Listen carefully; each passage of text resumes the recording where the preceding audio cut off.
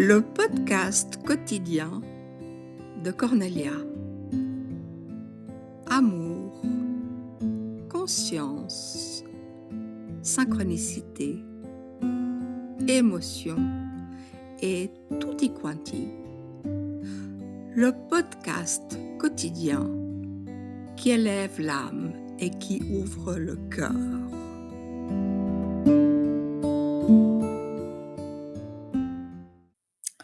Dans notre monde occidental, nous sommes formatés depuis tout petit à ne pas trop écouter nos émotions, si possible, ne pas les exprimer et surtout à privilégier tout ce qui sort, tout ce qui relève, du raisonnement, du rationnel. C'est-à-dire qu'on nous formate pour, fonctionner essentiellement sur, notre cerveau gauche. Le gauche pour les gauchers bien sûr, le droite pour les droitiers, ça c'est à l'inverse. Mais parlons du cerveau gauche puisque c'est quand même, 90 de la population qui fonctionne comme ça, avec cette latéralité. Mais on pourrait dire, plutôt le cerveau rationnel et le cerveau émotionnel. Alors ce système est déséquilibré et on va donc apprendre à privilégier le mental. Alors j'aimerais ici, dire d'abord merci à notre mental. Il n'est pas question, de le mettre, dans une armoire et de fermer la porte. Notre mental nous est très utile et on va dire qu'il commence à se former progressivement depuis que nous sommes tout petits, au fur et à mesure des semaines et des mois qui passent, jusqu'à ce que nous soyons vraiment adultes et il se formate, déjà par, l'éducation, qu'on reçoit, par les connaissances que nous avons, par, les interactions avec les autres, par la culture, et cetera et cette, façon de réfléchir de manière extrêmement rationnelle et c'est OK parce qu'il est fait pour ça. C'est-à-dire le mental, il est là pour, réfléchir, pour, analyser, pour, mettre, des choses en relation, pour faire des choix et cetera. Mais, il faut qu'il soit à notre service et avec, la déformation que nous avons dans notre monde occidental qui est de toujours réfléchir que sur le rationnel, que, sur, le cerveau, en oubliant l'intuition, en oubliant l'âme, les émotions, eh bien notre, mental est en fait, surstimulé et il commence à tourner en rond comme, le fait un hamster dans sa roue. C'est-à-dire il n'arrive plus à s'arrêter.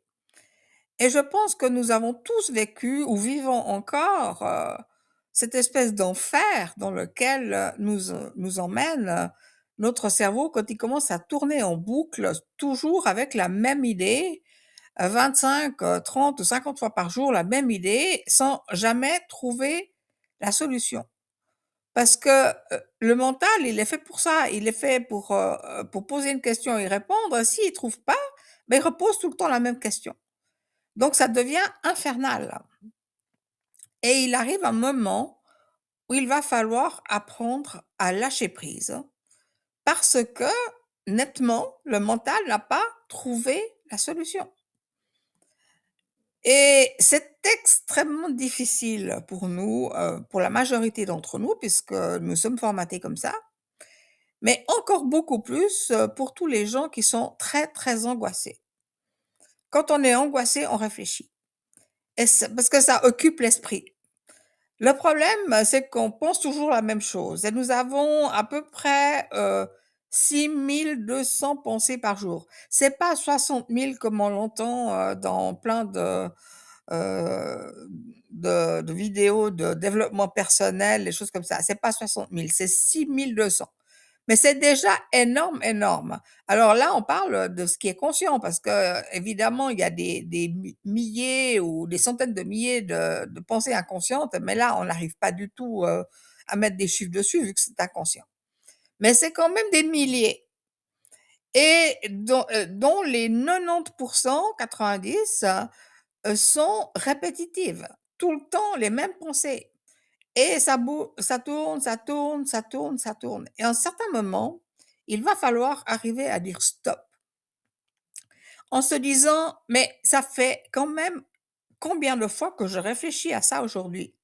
Ça fait déjà 10 fois que j'ai pensé cette pensée et puis en fait, j'ai toujours pas trouvé la solution».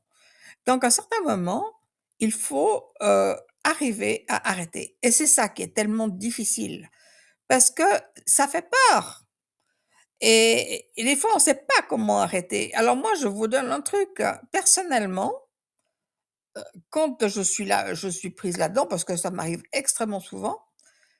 Tout à coup, je vois que je n'arrive pas, alors je dis: «Stop!» à haute voix. Je dis: «Stop!» et je dois le dire des fois 2 fois ou 3 fois: «Stop! Stop!» et tout à coup, je vois que ça marche. Ça s'arrête et après je dis: «Bon, bah, je lâche prise.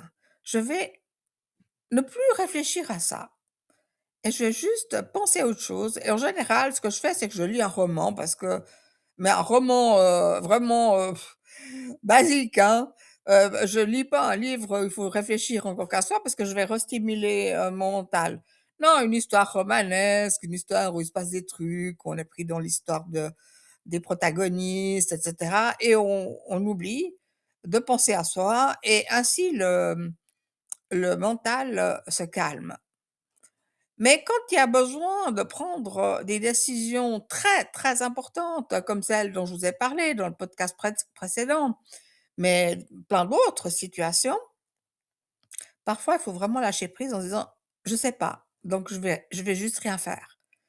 Je vais attendre» et je n'y vois plus rien. C'est comme, si on est pris dans un brouillard à la montagne, à un certain moment, on ne sait plus où on va, faut juste s'asseoir et attendre que le brouillard tombe et je prends, une image, beaucoup plus importante, que je raconte dans la vidéo dont je vous mets la pour laquelle je vous mets le lien. C'est comme si vous êtes dans un avion, qui va se crasher, mais il y a un parachute. Alors je me crache ou je saute en parachute? J'ai jamais sauté. Je sais pas ce qui va arriver. J'ai extrêmement peur. Mais je suis là à un moment, j'ai plus tellement le choix, hein. Il y a 2 options. Et quand on saute, en fait, on se rend compte que le parachute, il va s'ouvrir. Mais avec le mental, lui, il voudrait d'abord que le parachute soit ouvert et puis après on sauterait. Mais en fait, ça n'irait pas parce que ça ferait des nœuds, voilà. Donc en fait, il y a un moment où il faut sauter dans le vide et ça fait très, très peur. Et on ne sait pas ce qui va arriver. Et pourtant, il y a toujours quelque chose qui va se passer de nouveau. Alors je ne sais pas, comment expliquer ça, mais je pense que c'est le travail de l'âme, mais je vous dis ça comme ça, mais je ne sais pas. En tout cas, il y a toujours une solution qui finit par se présenter, mais c'est jamais celle que le mental, aurait choisie puisque autrement il l'aurait déjà trouvée. Donc ça va être obligatoirement une autre, option et pourtant, elle est souvent bien meilleure que celle qui nous tournait en rond et des fois on se dit: «Mais pourquoi n'y ai-je pas pensé?» Mais justement, je ne pouvais pas y penser tellement mon cerveau était dans un truc infernal, et il fallait absolument lui laisser du temps, faire une coupure, un moment de silence, un moment de pause pour qu'on puisse, trouver une autre option et souvent elle se présente, soit par des synchronicités, soit par des événements de la vie, soit par des intuitions, mais en fait, il va se passer quelque chose. Donc il va falloir apprendre à lâcher prise et c'est un exercice, c'est l'exercice de toute ma vie.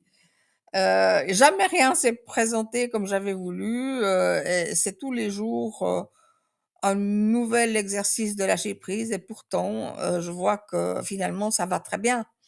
Donc je vous invite à faire cette expérience, dites-vous stop et lâchez et regardez ce qui se passe.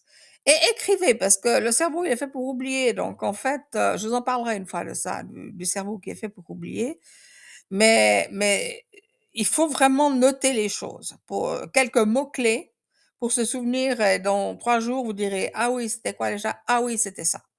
Voilà et vous allez expérimenter le lâcher prise, c'est toujours beaucoup plus reposant que le contrôle, dans le vide, constamment pour rien, pour aboutir à rien. Voilà, donc je vous souhaite de faire une belle expérience, de lâcher prise. À demain.